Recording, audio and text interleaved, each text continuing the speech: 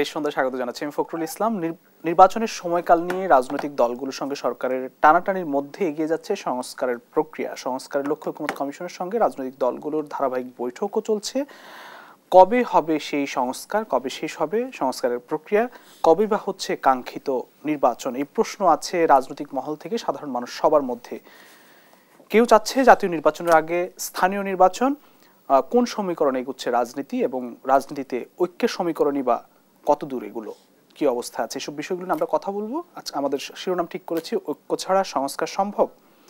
আমাদের সঙ্গে এই বিষয় নিয়ে আলোচনা করতে স্টুডিওতে দুজন অতিথি আছেন। আমি একটু শুরুতে পরিচয় করাতে চাই। আমার সঙ্গে আছেন সর্দার সাখাওয়াত হোসেন বকুল, বীর মুক্তিযোদ্ধা, সাবেক সংসদ সদস্য বিএনপি, এবং আছেন Saeed Abdullah, freelance investigative journalist ও সোশ্যাল অ্যাক্টিভিস্ট। দুজনকে স্বাগত জানাচ্ছি। আমি প্রথমে সর্দার সাখাওয়াত হোসেন বকুল আপনার কাছে আসি। গণ অভ্যুত্থান পরবর্তী সময় মোটা দাগে এখনো সংস্কারের প্রক্রিয়া কিন্তু যদি বলি যে বেশি দূর কিন্তু এগোয়নি। সংস্কারের জন্য একটি ঐক্যমত দরকার।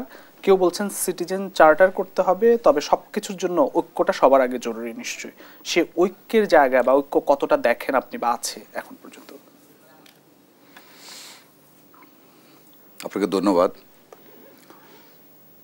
আসলে গত 48 ঘন্টায় বাংলাদেশের রাজনৈতিক পরিস্থিতি এবং সরকারের কার্যক্রম, বৈষম্য বিরোধী ছাত্র আন্দোলনের কয়েকজন ছাত্র নেতাদের বক্তব্য আমাকে খুব ফ্রাস্ট্রেটেড করে তুলেছে।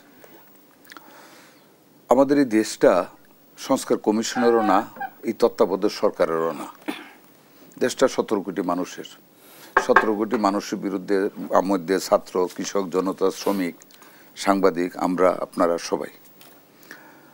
প্রায় 9 মাস হয়ে যাচ্ছে না যে আমাদের বৈষম্য বিরোধী ছাত্রদের আত্মত্যাগের বিনিময়ে, এত শ্রমের বিনিময়ে, পঙ্গুত্বের বিনিময়ে বাংলাদেশে একটা বিশাল বিপ্লব ঘটে গিয়েছে এবং সকল এই বিপ্লবের সাথে জড়িত সকল সমমনা রাজনৈতিক দল সবার সমর্থনে একটা তত্ত্বাবধায়ক সরকার বা অন্তর্বর্তী সরকার গঠিত হয়েছে। স্বাভাবিক কারণে এই অন্তর্বর্তী সরকারের কাছে আমরা অনেক কিছু আশা করি। তার মধ্যে আমরা সবচেয়ে বড় আশা করি রাষ্ট্র কাঠামোর সংস্কার, যেটা প্রথম থেকে বাংলাদেশ জাতীয়তাবাদী দল, তার সমমনা রাজনৈতিক দল, অন্যান্য রাজনৈতিক দল, বৈষম্য বিরোধী আন্দোলনে জড়িত ছাত্র, তারাও বলেছে।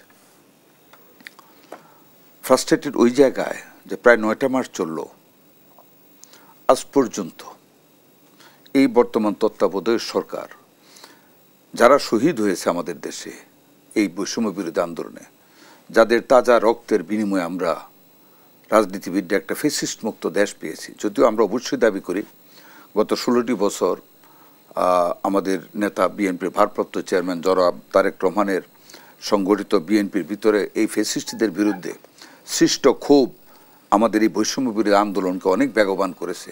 Even that I want to give credit to the students যারা বুক উঁচিয়ে দিয়েছিল গুলি খাওয়ার জন্য এবং সরকারকে উৎখাত করার জন্য। We must respect them. তারাও তো এই সরকারে ছিল। আজকে আমি এর কথাটা আসতেছি, সার্জিসের একটা বক্তব্য দেখলাম দেশ টিভির ব্রেকিং নিউজে, যে শহীদদের বিচার অগ্রাধিকার বা আগে না করে বা এই গণহত্যাকারীদের বিচার না করে অন্য কোনো কাজ করে তা প্রতিশ্রুতি ভঙ্গ হবে তত্ত্বাবধায়ক সরকারে। এতদিন কি করছেন তারা? তাদের লোক তো গভর্নমেন্টে গিয়েছে, ছাত্ররা, তারা একটা দলও করেছে, বড় জমায়েতও করেছে, যতটুকু পেরেছে তাদের পক্ষে সম্ভব হয়েছে। তারা এতদিন তো কথাগুলি বলে নাই। আজ পর্যন্ত একটা বিচার কি করতে পেরেছে বা একটা বিচার কি বিচারের ট্রেনে উঠতে পেরেছে এই সরকার 8-9টা মাসের মধ্যে? একটা সংস্কার কি করতে পেরেছে? তার মানে কি এখানে একটা ষড়যন্ত্র হচ্ছে। আমি মনে করি একটা বিশাল আকারে ফেসিবাদের যারা দূষর, যারা দেশে বিদেশে আছে ফেসিবাদ, তাদের মধ্যে একটা বিশাল ষড়যন্ত্র তারা করতেছে। তাদের স্থানীয় লোকাল এজেন্টরা সরকারের ভিতরে কাউকে ঢুকিয়ে দিয়েছে।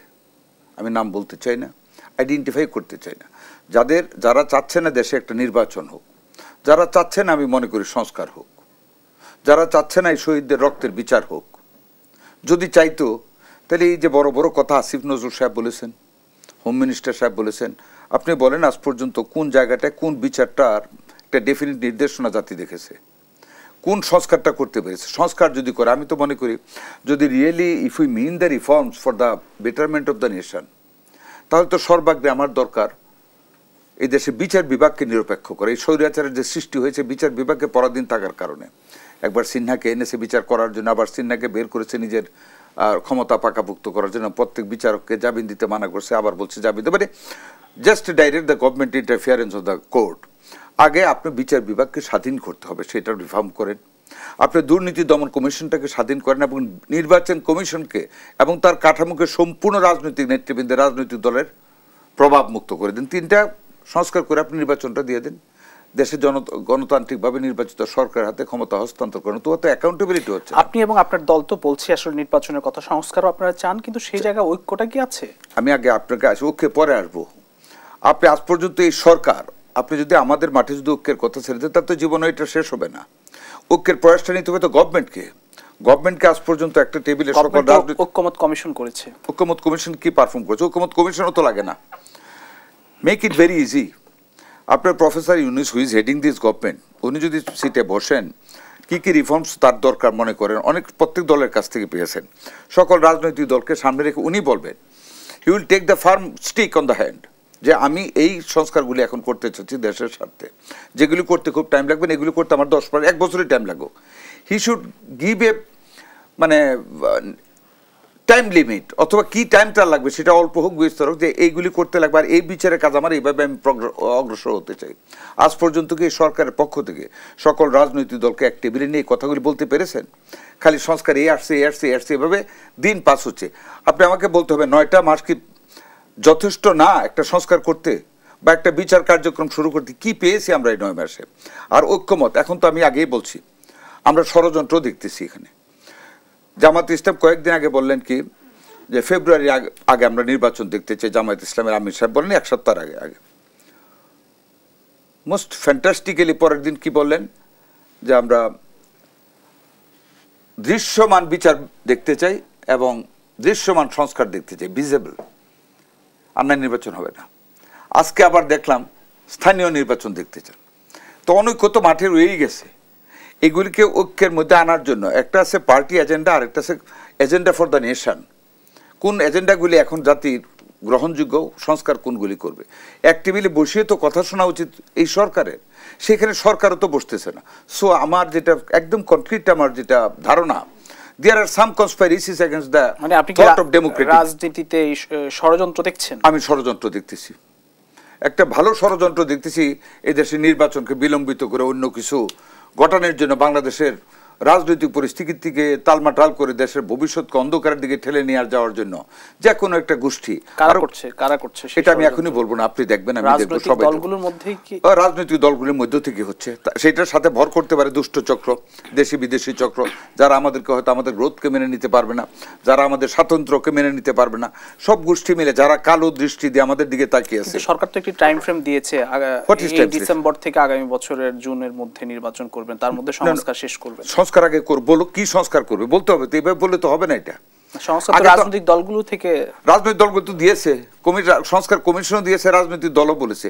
এখন গভর্নমেন্ট তো should sit with the political parties and the citizen of the country, যে এই আমি পেয়েছি, আমি করতে চাচ্ছি। গভর্নমেন্টকে তো বলতে হবে কি করতে চায়। সংস্কার তো আমরা অনেক দিয়েছি, কেউ দিয়েছে গণপরিষদ ইলেকশন, কেউ দিয়েছে preamble change of the constitution, কেউ দিয়েছে সংস্থা ফেলে দিতে হবে সংবিধান। এইভাবে বললে, আর গভর্নমেন্ট যদি বলে এইভাবে তো হবে না। Government must sit with the people who are saying regarding the reforms, and government কে সিদ্ধান্ত নিতে হবে, look, I want to do this. Government যদি ভিতরে কি আছে আমি তো জানি না, I do not know what is inside. গভর্নমেন্টকে ক্লিয়ার করতে হবে যে this is, I have seen all the reforms, proposals of reforms. কিন্তু সরকার তো বলেছে যে আগামী বছরের জুনের মধ্যে নির্বাচন শেষ করবে। কিভাবে করবে? এখন তো রিফর্মস তো হচ্ছে না। ওইটা বলছে গভর্নমেন্ট, ঠিক আছে ধরে নিলাম আগামী বছরের ডিসেম্বর, ধরলাম আপনার কথাটা। আগামী বছরের না, আজকে সার্জিস কি বলেছে? আজকে সার্জিস বলেছে যে অন্য কোনো কর্মের আগে শহীদদের বিচার দেখতে চায়, না হলে প্রতিশ্রুতি ভঙ্গ হবে। অন্য কি সে তো মিন করেন, অন্য কি? এখানে তো একটা কনস্পাইরেসি আছে। জামাত কি বলেছে আজকে থার্ডবার, আবার স্থানীয় সরকার নির্বাচন আগে দিতে হবে। কাজে আপনি গভর্নমেন্ট যেটা বলতেছে, গভর্নমেন্ট তো government should sit with the political parties, যে what is your concrete suggestions for us to do for the nation. Government তো এটা নিচ্ছে না।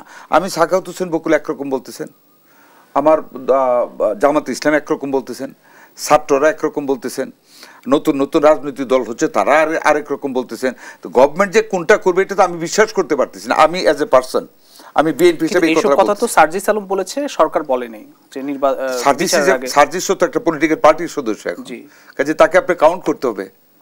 সে কবে দল করছে that is immaterial, the material is that he has formed A party. কাজে সে বলেছে অন্য কিছু করার আগে শহীদের বিচার না করলে সরকার এই সরকার প্রতিশ্রুতি ভঙ্গ। অন্য কি কাজ মিট করেছে সেটা বুঝতে হবে আমাদেরকে। জামাত বলছে স্থানীয় সরকার করবে, সরকার কি তার কথা শুনবে আপনার কাছে মনে হচ্ছে, বা বিচার হবে? আমি ওইটাতে কেন যাব? আপনি এখানে আসেন, আমি তো আগেই বললাম যে একটা সিটে বসতে হবে তো গভর্নমেন্টকে, সবাইকে নিয়ে শুনতে হবে, ওইখানে শেষ করতে হবে, ওইখানে ঐক্যমত ক্রিয়েট করতে হবে গভর্নমেন্টকে। এই বিচারের প্রক্রিয়া আমি আসছি আপনার কাছে, আমি একটু সাইদ আব্দুল্লাহর কাছে যেতে চাই। আপনি কি ঐক্য দেখেন কিনা? কারণ সংস্কার করি বা নির্বাচন করি, যাই করি না কেন একটি ঐক্যমত প্রয়োজন বা ঐক্য দরকার। রাজনীতি বলি সরকারের সঙ্গে রাজনৈতিক দলগুলোর, আপনি কি ঐক্য দেখেন কিনা, নাকি ওনার মতো রাজনীতিতে ষড়যন্ত্র দেখছেন আপনি? আমি দুইটাই দেখছি। ঐক্য দেখেন, ষড়যন্ত্র দেখেন না? ঐক্য দেখার যে জায়গাটা, অনেক জায়গায় অনেকগুলো পয়েন্টে কিন্তু আমি দেখেছি যে প্রত্যেকটা রাজনৈতিক দলের জায়গা থেকে চেঞ্জ যে অনেক জায়গায় জরুরি, সেটা তারা কিন্তু অনেক জায়গায় ঐক্যমতে এসেছে। বেশ কিছু জায়গাতেই অনেক জায়গায় দ্বিমত থাকবে, স্বভাবতই দ্বিমত থাকাটাই তো স্বাভাবিক, কারণ সব পলিটিক্যাল দল যদি একই পয়েন্টে এসে বলে যে সব প্রস্তাবে একমত, তাহলে তো এটা কোনো রাজনীতি হইল না।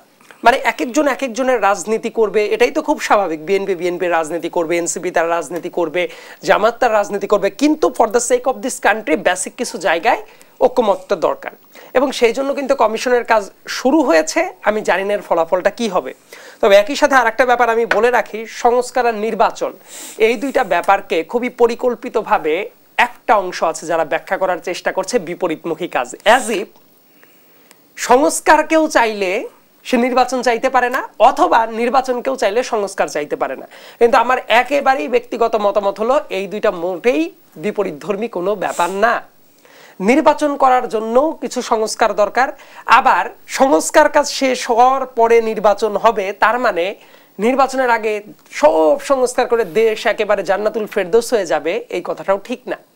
কারণ সংস্কার আজকের প্রেক্ষাপটে আমার কাছে যেটা মনে হচ্ছে আজকে এটা সংস্কার, হু নোজ 5 বছর পরে মনে হতে পারে ওই ব্যাপারটা ব্যাকডেটেড হয়ে গেছে, ওইটার আর চেঞ্জ দরকার। মানে সংস্কার তো একটা চলমান প্রক্রিয়া, তার মানে সব সংস্কার এই মুহূর্তে হয়ে যাবে, এটা বিশ্বাস করাটাও অমূলক একটা ধারণা। একই সাথে যে ব্যাপারটা আমি একটু বলে রাখতে চাই সেটা হলো যে এই 9 মাসে উনি যেমন বলছেন, খুব কারেক্টলি পয়েন্ট আউট করেছেন, সংস্কার করতে চাই, এর মধ্যে 9 মাস তো পার হয়ে গেছে। এই 9 মাসে তাহলে কতদূর সংস্কার হলো সেটাও তো দেখার দরকার আছে। আমার কাছে মনে হয় কি জানেন, যেমন বিচারের কথাটা আসছিল, আমি নিজেও আইনের ছাত্র ছিলাম, সো সেই প্রেক্ষাপটে যদি বলি এই জায়গায় যে ধরনের ক্রাইম হয়েছে, এইগুলা যদি এই ক্রাইমের এগেইনস্টে যে ধরনের শাস্তি হতে পারে সেটা যদি এক্সিকিউট করার চেষ্টা করা হয়, সেটা অনেক লম্বা একটা টাইম ফ্রেমে চলে যাবে। লেটস সে একজন ফাঁসির জন্য যে ধরনের অপরাধ করার দরকার হয়, এ ধরনের অপরাধ আওয়ামী লীগের বহু মানুষ করেছে। এখন এগুলা এক্সিকিউট করা পর্যন্ত কি দেশের সবকিছু থেমে থাকতে পারে? উত্তর হলো থেমে থাকতে পারে না। কারণ একটা নর্মাল লিগ্যাল প্রসেসে যদি আগাইতে থাকে, ট্রাইব্যুনালের বিচার হওয়ার পরে তার আপিল করার যে স্তরগুলো আছে, তারপরে আরো অনেক প্রক্রিয়া আছে, সেটা অনেক ক্ষেত্রে 6-7 বছরও লেগে যায়। এতদিন তাহলে কি হবে? আমি বিচারের প্রক্রিয়া এই জন্য আমি আসছি জাস্ট কয়েকটা ব্যাপারে। ধরেন এই সরকারের দায়িত্বটা কি ছিল? আওয়ামী লীগের যারা পারপেট্রেটর ছিল তাদেরকে বিচারের আওতায় নিয়ে আসার প্রক্রিয়াটা শুরু করা। দুইটা ব্যাপার কিন্তু আলাদা আলাদা। আমি বলছি কি, বিচার শেষ করে আসতে হবে, এক্সিকিউট করে আসতে হবে, হয়তোবা সেটা সময়ের জন্য সম্ভবপর নাও হতে পারে, কিন্তু প্রক্রিয়াটা শুরু করাটা খুব বেশি মাত্রায় জরুরি ছিল। এটাও যদি করা যায়, এটাও সংস্কারের একটা বড় প্রক্রিয়া, সেই কাজটা করা হয় নাই, অত্যন্ত দুঃখজনকভাবে সেই কাজটা করা হয় নাই। আর একটা ব্যাপার হলো, গণহারে অনেক মামলা করা হচ্ছে, কিন্তু মামলার মেরিট ধরে ধরে জেনুইন ভাবে যেভাবে কাজগুলো করার দরকার ছিল সেভাবে করা হয় নাই। আর একটা ব্যাপার হলো, আমলাতন্ত্রের ভূত ঠিক মতো তাড়ানো হয় নাই, আইন শৃঙ্খলা রক্ষাকারী বাহিনীর ভেতরে যে ধরনের সংকট আছে সে ধরনের কাজটা করা হয় নাই। তো এই সরকার তো এগুলো করাটা খুব জরুরি ছিল। অনেক আওয়ামী লীগের পারপেট্রেটর ছিল, বিভিন্ন জায়গায় তোষামোদীর রাজনীতি করছে, তাদেরকে নিয়ে এসে বড় বড় পদে বসানো হয় নাই। পররাষ্ট্র মন্ত্রণালয়ে একজনকে যে বসানো হলো, অত্যন্ত বিতর্কিত একজনকে নিয়ে এসে অনেক বড় একটা পদে বসিয়ে দেওয়া হলো। তো সরকার নিজেও তো পুনর্বাসনের সাথে যুক্ত হয়ে গেছে। এই ব্যাপারগুলো বিবেচনায় রাখাটা জরুরি। আর ঐক্যমতের দরকারটা কেন? আমি সবসময় একটা কথা বলি, দেখবেন বিশ্বের অনেক দেশে আছে রাজনৈতিক মত পার্থক্য থাকে, কিন্তু গ্রেটার ইন্টারেস্টের জন্য দেশের স্বার্থে সবাই এক হয়। এত বড় একটা গণ অভ্যুত্থান ঘটে গেছে, নিশ্চয়ই এইটার কাছ থেকে, এই গণ অভ্যুত্থান পরবর্তী বাংলাদেশের কাছে সাধারণ মানুষের অনেক কিছু প্রত্যাশার জায়গাটা আছে, কিন্তু এই প্রত্যাশাটাকে প্র্যাকটিক্যাল রাখাটা আমাদের দায়িত্ব। অনেকে আছে এমন অবাস্তবভাবে কথা বলছে যেটা শুনলে মনে হয় দেশ ইলেকশনের দরকার নাই, এইভাবেই 10 বছর চলুক, 5 বছর চলুক। এই কথাগুলো খুবই অ্যাবসার্ড। কারণ আমাদের দেশের সবচেয়ে বড় সংকট কি ছিল? ডেমোক্রেসি ছিল না, মানে ভোটটাকে শেখ হাসিনা নাই করে দিয়েছিল। এখন ভোটটা যে নাই করে দিল, ওই ডেমোক্রেসির মানে বিকল্প কি? ভালো ডেমোক্রেসি। ভোট ছিল না, এটার বিকল্প কি? আবার কি বিরাজনীতিকরণের দিকে যাওয়া, নাকি ভালো ভোট? আমার কথা, ভোট যে ছিল না, এই পদ্ধতির সংস্কারের ভেতর দিয়ে এসে একটা ভালো ভোট করা। কিন্তু অনেকে আবার ভালো ভোটের কথা না বলে এমন কথা বলছে যেন বিরাজনীতিকরণের দিকে চলে যায়। এই বিরাজনীতিকরণের দিকে যাওয়াটা উচিত নয়, এবং যাতে না যায় সেই কাজটাই ঐক্যমত্য কমিশনের করাটা জরুরি। যে আমি একটা প্রশ্ন রাখতে চাই জনাব সর্দার সাখাওয়াত হোসেন বকুল আপনার কাছে, যে আসলে আপনি বিচার প্রক্রিয়ার কথা বলছেন, যে সার্জিস আলম বলছে যে বিচার আওয়ামী লীগের বিচার ছাড়া নির্বাচন করা ঠিক হবে না, এই কথা শব্দটা বলে নাই, শহীদদের বলছে এবং গণহত্যাকারীদের বিচার ছাড়া। সেক্ষেত্রে আসলে সেই প্রক্রিয়ার দিকে আমরা এগোচ্ছি কিনা, যেটি সাইদ আব্দুল্লাহ বলছেন যে, এবং এটি যদি দীর্ঘমেয়াদী যদি হয়ে থাকে তাহলে নির্বাচন পেছানোর শঙ্কা আপনি দেখেন কিনা, উত্তরটা আমি নিতে চাই বিরতি থেকে ফিরে এসে। প্রিয় দর্শক, দেশবন্ধু নিচ্ছে একটি ছোট্ট বিরতি, ফিরছি একটু পর, সঙ্গে থাকবেন।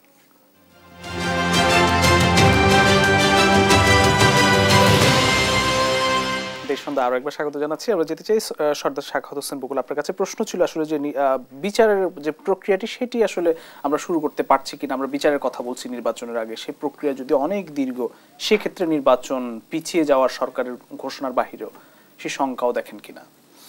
দেখেন, ধন্যবাদ আপনাকে প্রশ্নের জন্য, খুবই রিলেভেন্ট একটা কোয়েশ্চেন। এর আগে কিন্তু আমি একটা জিনিস উল্লেখ করেছি, আজকে সার্জিসের বক্তব্যটা, যে গণহত্যাকারীদের বা শহীদদের বিচার না করে সরকার অন্য কোনো কাজ করলে সেটা প্রতিশ্রুতি ভঙ্গ করা হবে। প্রতিশ্রুতিটা কি আর অন্য কাজটা কি, এটাকে জানা উচিত। উনি তো আমার সামনে এখন এটা বলবেন না, বাট আমি আপনাকে বলি, যেটা আপনি প্রশ্ন করলেন যে বিচারের কাজ যদি প্রলম্বিত হয়, নির্বাচনের ব্যাপারে শঙ্কা আছে কিনা। নির্বাচন এবং বিচার এটা তো এক জিনিস না। আমরা যদি বিচারকে এখন অস্বীকার করি আর বিচারকে আমরা পিছনে ফেলে রেখে, দেন উইল বি মুনাফেক। যাদের রক্তের উপর দিয়ে আজকে আমরা এই কথাগুলি বলার সাহস পাচ্ছি, যেই ছেলেগুলির রক্তের উপর দিয়ে আমরা ফেসিস্টকে বাংলার জমি থেকে তাড়াতে সক্ষম হয়েছি, ফেসিস্ট মুক্ত বাংলাদেশ পেয়েছি, নতুন একটা বাংলাদেশের গন্ধ আমরা পাচ্ছি, গণতান্ত্রিক বাংলাদেশের, সেই দেশে আমরা যদি শহীদদের বিচারের কার্যক্রমকে অবহেলা করি, তাহলে তো আমরা একটা মুনাফেক হবো, বিশ্বাসঘাতকতা হবে ওদের সাথে। ওদেরকে তো আমরা রেসপেক্ট করি, সেলুট জানাবো সবসময়। কাজে ওদের বিচার কার্যক্রম it's a continuous process, reforms is a continuous process. আমি যদি বলি উঠছে ঋতর বিয়া বললে এক্ষুনি তো সবগুলি বিচার হয়ে যাবে না।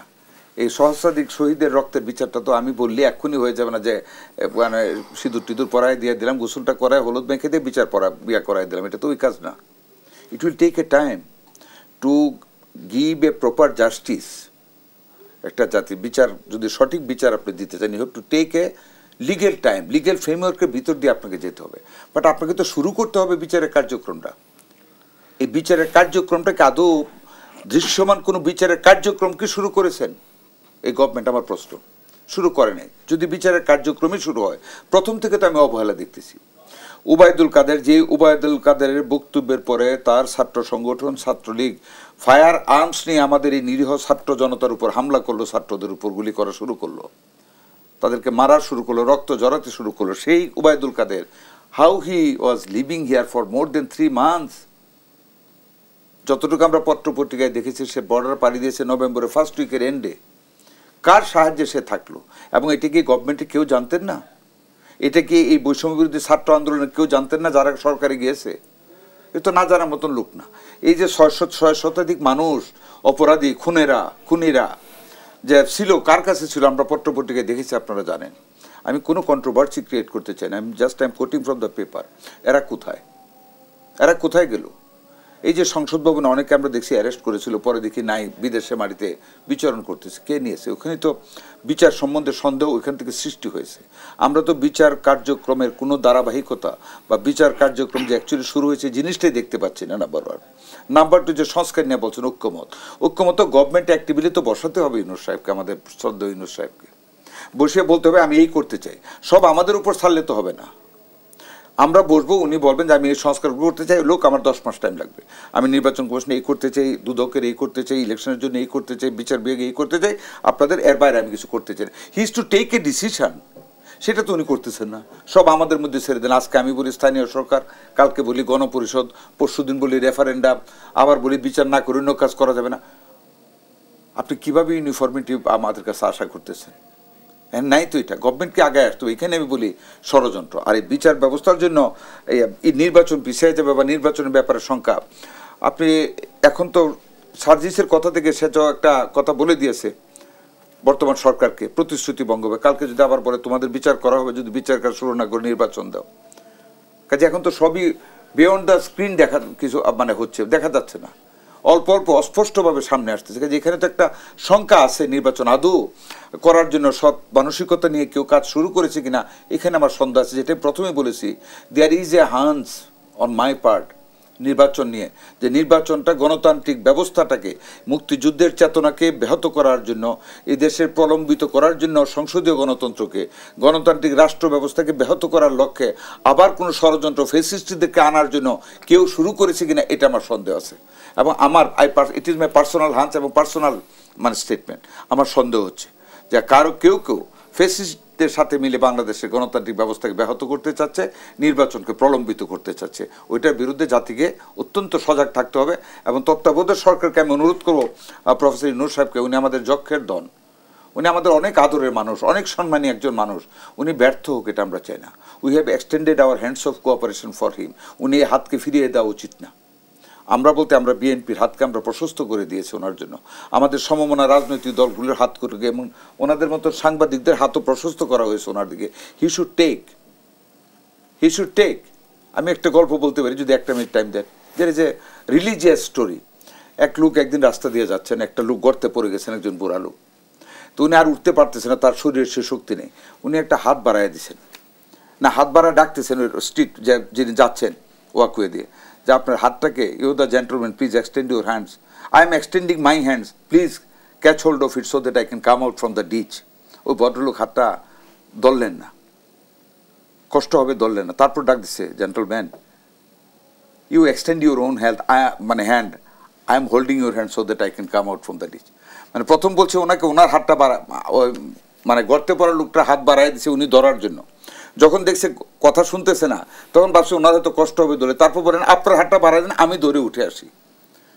এই যে কোঅপারেশনের হ্যান্ডস আমরা ওনাকে দিচ্ছি, উনি তো এখন আমাদের কোঅপারেশনের ডাক নিয়ে উনি তো নির্বাচনের তারিখ দিচ্ছেন না। তারপরে কি করব?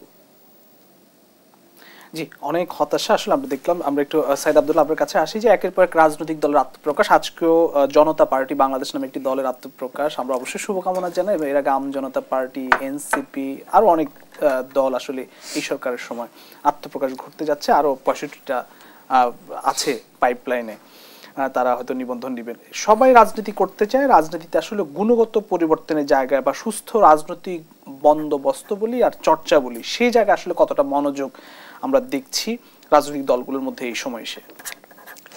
ধন্যবাদ। বাংলাদেশে আসলে কোনো কিছুর হাইপ হইলে তখন দেখা যায় যে চূড়ান্ত লেভেলে পৌঁছানো পর্যন্ত ওই একই কাজ বারবার করে হতেই থাকে। এখন মনে হচ্ছে যে নতুন দল গঠন করার একটা হাইপ চলছে, এই কারণে প্রচুর দল গঠন করা হচ্ছে। যেমন আপনি তো ওই যে জনতা পার্টির কথা যেটা আজকে বললেন, এইটা আমি এখন মনে করি যে প্রত্যেক দিন ঘুম থেকে ওঠার পরে যখন আমি একটু নিউজগুলা মানে সার্চ করতে থাকি, দেখা যায় যে কোনো না কোনো নতুন দলের আত্মপ্রকাশ ঘটছে। যেমন জনতা পার্টি যার কথা বলছেন, ইলিয়াস কাঞ্চন ঘোষণা দিলেন, ওই দলে ইন্টারেস্টিং একটা ফিগার আছে, নামটা আমি বলেই ফেলি, শওকত মাহমুদ সাহেব। উনি দলটা যখন গঠন করলেন, এই ইতিহাস বোধ হয় নতুন এই 2024 সালে এসে অনেকেই তো রাজনীতির দিকে আগ্রহী হয়ে উঠছে। একটা কথাটা বলে রাখাটা ভালো, ওই 2023 সালে ওই যে 2024-এর যে ইলেকশন, 7 জানুয়ারি ইলেকশন, তার আগে গিয়ে ইনসাফ কায়েম কমিটি খুলে যারা তাদের কুশীলব ছিল তাদের ভেতরে একজন এই শওকত মাহমুদকেও ডাক দিয়ে নিয়ে এসে সেটা করা হয়েছিল। সেটার উদ্দেশ্য আর যাই হোক, একটা বেটার ডেমোক্রেটিক প্রসেসের জন্য যে ভালো কোনো প্রসেস ছিল না, এটা যে কোনো রাজনীতি সচেতন ব্যক্তিই তখন বুঝতে পারত। এবং ওইটা করা হয়েছিল যাদেরকে বেনিফিট দেওয়ার জন্য, তারা ডেফিনেটলি এই বর্তমানের পলাতক স্বৈরাচারী যে রেজিমটা ছিল তাদেরকে, তারাও এসে দল গঠন করছে। ইন্টারেস্টিং ফ্যাক্ট দেখলাম, ডেস্টিনি বোধ হয় যে ঢাকা শহরে একটা সময় ছিল যে যাদের প্রত্যেকের মানে 1000 2000 থেকে শুরু করে বড় বড় অ্যামাউন্টের টাকা লুটপাট করে নেওয়ার যে জায়গাটা, মানে প্রাতিষ্ঠানিক স্ট্রাকচারে ধান্দাবাজি করার যে জায়গাটা ডেস্টিনি শুরু করেছিল, তারাও দেখলাম একটা রাজনৈতিক দল শুরু করেছে এবং প্রত্যেকই রাজনৈতিক দল শুরু করার যে মানে ট্রেন্ডের ভেতর দিয়ে যাচ্ছে। আমি বলবো ব্যক্তিগতভাবে আমি সমালোচনা করতে পারি, টিকা টিপ্পণী করতে পারি, কিন্তু যেহেতু ডেমোক্রেটিক নর্মসে আমি বিশ্বাস করি, কারো যদি দল গঠনের মানে লিগ্যাল ফ্রেমওয়ার্কটা থাকে, সেই শর্ত যদি পূরণ করতে পারে তাহলে করুক না, সমস্যাটা কোথায়? কতটা জনসম্পৃক্ত তারা, সেটা তারা ভোটের মাঠে প্রমাণ দিবে, বিভিন্ন প্রোগ্রামে প্রমাণ দিবে, বিভিন্ন জায়গায়। কিন্তু দল গঠনের যেহেতু হাইপটা চলছে, অনেকগুলো দল তারা যদি গঠন করতে চায় করতে পারে, এই ব্যাপারে আমার কোনো আপত্তির জায়গাটা দেখি না। কিন্তু একই সাথে আর একটা ব্যাপারও নিশ্চিত করাটা জরুরি, ব্যাঙের ছাতার মতো রাজনৈতিক দল গড়ে উঠলেই যে একটা বেটার ডেমোক্রেটিক বাংলাদেশ হবে, আমি এটা বিশ্বাস করি না। কারণ এই জায়গায় এমন অনেক দল থাকতে পারে, এমন অনেক কিছু থাকতে পারে যেগুলোর উদ্দেশ্য আদতে ইনসাফ কায়েম কমিটি খোলার মতো যেমন দুরভিসন্ধি আছে, সেই রকমও থাকতে পারে। এই ব্যাপারটাও ইলেকশন কমিশনের যাচাই বাছাই করা উচিত যে সত্যিকার অর্থেই তারা, কারণ আপনি জানেন যে দল গঠন করার জন্য কিন্তু অনেক লম্বা একটা প্রক্রিয়া আছে। যেমন এই যে গণ অভ্যুত্থানের যে দলটা এনসিপি, এই এনসিপি কিন্তু এখনো নিবন্ধন পায় নাই এবং সেটা পাওয়ার জন্য কিন্তু তাদেরকে স্ট্রাগল করতে হচ্ছে। কারণ আইন অনুযায়ী তাদের কিন্তু অনেকগুলো শর্ত পূরণ করতে হয়, অনেকগুলো জেলা কমিটি, উপজেলা কমিটি কতগুলো থাকতে হবে এবং নানা ধরনের শর্তাবলী আছে এবং সেগুলো কিন্তু খুবই হার্ড শর্ত যেগুলো আছে। সো নতুন যে দলগুলো আছে, অবশ্যই যে কেউই দল গঠন করতে পারে, রাজনীতির মাঠে টেস্ট করার সবারই অধিকার আছে, এই অধিকার নিয়ে আমি কোনো সমালোচনা করব না। কিন্তু একই সাথে অনেক অনেক দল গড়ে উঠলেই বাংলাদেশ ভালো হবে, ব্যাপারটা এইরকম না। আবার একই সাথে আরেকটা ব্যাপার নিশ্চিত করাটা জরুরি, যেসব দল গঠন করছে বা যাদের অতীতের ট্র্যাক রেকর্ডটা কেমন ছিল, তাদের ফাইন্যান্সিয়াল হিসাব কিতাবটা কেমন, এই ব্যাপারগুলো নিয়েও একটু নাড়াচাড়া দেওয়া দরকার। তাহলে বোঝা যাবে ডেস্টিনি গ্রুপের মতো যাদের কাছে এখনো মানে শত শত হাজার হাজার মানুষ তাদের টাকা পায়, তারা এসে দল গঠন করছে, তারা দেশটাকে কি সার্ভ করবে, এই ব্যাপারগুলো কিন্তু প্রশ্নে আসা উচিত। এবং রাজনৈতিক দল গঠন করাটাই কিন্তু একমাত্র লক্ষ্য হওয়া উচিত না। কারণ এমন অনেক রাজনৈতিক দল আছে যাদের ভোটের মাঠে কোনোদিন মানে 1000টাও ভোট নাই, কিন্তু অনেক বেশি হম্বিতম্বি তারা তৈরি করতে পারে, অনেক বেশি ক্রাউড তৈরি করতে পারে। সো এই জায়গাগুলাও কারা এসে দলটা গঠন করছে, তারা সত্যিকার অর্থে বাংলাদেশকে ধারণ করছে কিনা, এই ব্যাপারটা মাথায় রাখাটা জরুরি। এবং ইলেকশন কমিশনের আমার মনে হয় যে এই ব্যাপারগুলো খুবই ক্রিটিক্যালি ডিল করা উচিত। শুধু একটা হাইপে চলবে এবং সেটাকেই প্যাট্রোনাইজ করার যে কালচারটা, এই কাজটা মনে হয় যে হওয়াটা উচিত। আমি বিরতি থেকে ফিরে এসে আবার ওই আলোচনায় ফিরতে চাই। প্রিয় দর্শক, দেশ সন্ধ্যা নিচ্ছে আরো একটি বিরতি, ফিরছি একটু পর, সঙ্গেই থাকবেন।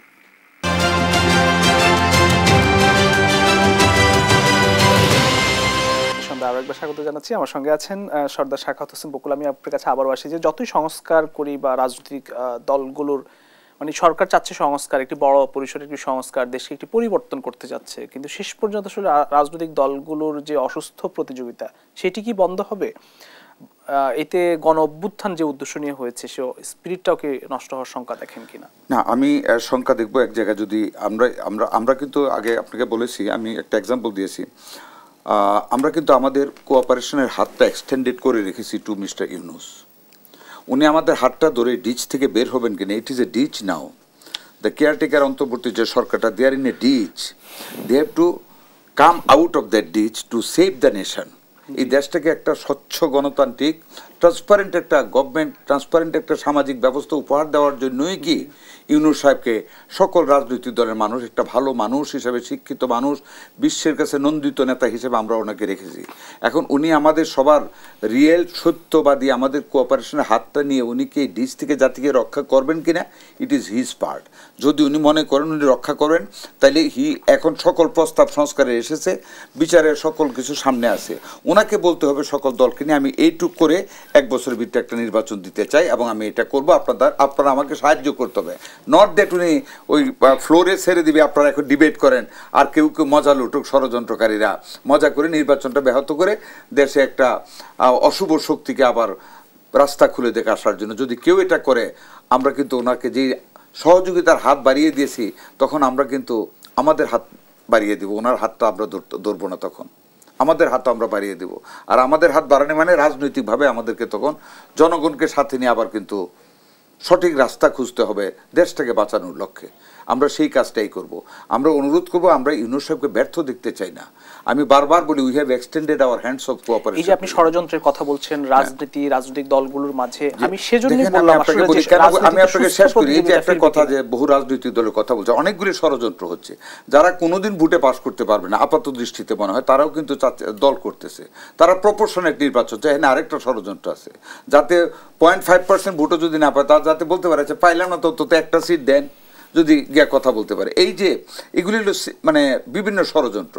গণপরিষদ কি জন্য দরকার? আমার যেখানে constitutionally we have a parliament, sovereign parliament, will form by the votes of the people, সেখানে হোয়াট ইজ গণপরিষদ? হোয়াই গণপরিষদ? কি কারণে? সংবিধান সংশোধন করতে হবে।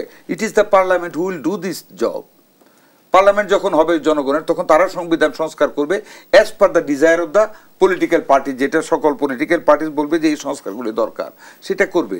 আমাদের জুলাই ওই সেন্টিমেন্টকে সংবিধানে নিয়ে আসা, nobody will disagree with that, সেটা ওইখানে করবে। কাজে এখানে অনেকগুলি ষড়যন্ত্র হওয়ার সম্ভাবনা আছে বা ষড়যন্ত্র হচ্ছে। আমি এটাই আপনাকে বলবো যে আমরা ষড়যন্ত্রের গন্ধ পাচ্ছি, বা ষড়যন্ত্র যখন প্রকাশ্য ষড়যন্ত্র শুরু করবে নির্বাচনকে ব্যাহত করার লক্ষ্যে, নির্বাচনী ব্যবস্থাকে ব্যাহত করার লক্ষ্যে, আমাদেরকে পিছিয়ে নেওয়ার জন্য, আমরা কিন্তু বিএনপি আমাদের সমমনা রাজনৈতিক দল নিয়ে আমরা কিন্তু মাথা উঁচু করে দাঁড়াবো দেশটাকে আবার রক্ষা করার জন্য। ফেসিবাদের কোনো গন্ধ যদি থাকে সেগুলিকে বিতাড়িত করে আমরা আবার গণতান্ত্রিকভাবে ঝান্ডা হাতে নিয়ে দাঁড়িয়ে যাব। ধন্যবাদ। আমি সাইদ আব্দুল্লাহ আপনার কাছে আসি। আপনি শেষ কথা কি বলবেন? একটু ছোট্ট প্রশ্ন আমি করতে চাই যে রাজনীতিক তৈরির সূতিকাগার ছাত্র রাজনীতি, আমাদের এখনকার যে সময়, সেই সময় শিক্ষাঙ্গনগুলোর অবস্থা আসলে কেমন? আমাকে যদি বলেন যে যে জায়গাটাকে আমি দেখি, বাংলাদেশে একটা লম্বা একটা সময় রাজনীতি মানেই যেটা ছিল, মানে মাসল পাওয়ারটাকে এক্সারসাইজ করার যে জায়গাটা, ওই জায়গাটা ছিল। অ্যাটলিস্ট শেখ হাসিনার লাস্টের 15 বছরে যে রাজনীতি রেখে গেছে, ওইটা তো আসলে রাজনীতি ছিল না। রাজনীতির ভেতরে যে নর্মস, এটিকেটস এবং রাজনীতির ভেতরে যে সুষ্ঠু গণতান্ত্রিক যে চর্চাটা, সেই জায়গাটা তারা কোনো অবস্থাতেই রাখে নাই। না রাখার কারণে দেখবেন যত স্টুডেন্ট পলিটিক্স যা ছিল, আলটিমেটলি দেখবেন তারা হেলমেট বাহিনী পুষেছে, হাতুড়ি বাহিনী পুষেছে, নানা ধরনের কাজ। কিন্তু রাজনীতিটার কিন্তু আরেকটা জায়গাও আছে, পলিটিক্স। এবং জাস্ট চিন্তা করেন যে স্টুডেন্ট যারা আছে তারা যদি বিভিন্ন পলিসি ডিবেটে থাকে, বিভিন্ন পলিটিক্সের সাথে ইনভলভড হয়, আলটিমেটলি তারা কিন্তু একটা ভবিষ্যতের জন্য তৈরি হওয়ার যে প্ল্যাটফর্ম, সেটা যেমন একটু ভালো হতে পারে, অ্যাট দ্য সেম টাইম তাদের কিন্তু একটা ইনকিউবেশন প্রোগ্রামটা হয়ে যায়, যে ভবিষ্যতে যে থিওরির সাথে তারা অ্যাকাস্টমড হবে, ভবিষ্যতে যে কাজটা করবে, ওই কাজের প্রতি তাদের একটা সলিড কন্ট্রিবিউশনের দিকে আগায়।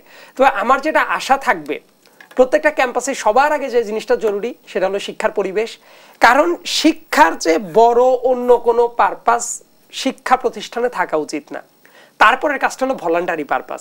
এক একজনের এক একটা আদর্শ থাকবে, সেই আদর্শের দিকে যাতে এগিয়ে যেতে পারে, এবং সেইটা কখনোই মাসল পাওয়ারের প্র্যাকটিস না, সেটা অবশ্যই পলিসিগত ডিবেট থাকবে, পলিসির দিকে ধাবিত হবে, এই কাজটা হওয়া উচিত। কারণ 5 আগস্ট পরবর্তী বাংলাদেশে অনেক কিছু হোক চাই না হোক, একটা জিনিস হওয়াটা খুবই বাঞ্ছনীয়, সেটা হলো এই হানাহানি মারামারির রাজনীতি, এইটা বন্ধ হওয়া দরকার। আমরা ওই জায়গায় কফিনের শেষ পেরেকটা দিয়ে এসেছি, ওইটা আবার কোনো অবস্থাতেই খোলার জায়গাটা করা উচিত না। অসংখ্য ধন্যবাদ সাইদ আব্দুল্লাহ এবং সর্দার সাখাওয়াত হোসেন বকুল, আপনাদের দুজনকে আবার ধন্যবাদ জানাচ্ছি। প্রিয় দর্শক, দেশ সন্ধ্যা যেখানে শেষ করছে, আবার দেখা হবে আগামীকাল একই সময় অন্য কোনো অতিথিদের নিয়ে। সে পর্যন্ত সবাই ভালো থাকবেন, সুস্থ থাকবেন। শুভ সন্ধ্যা।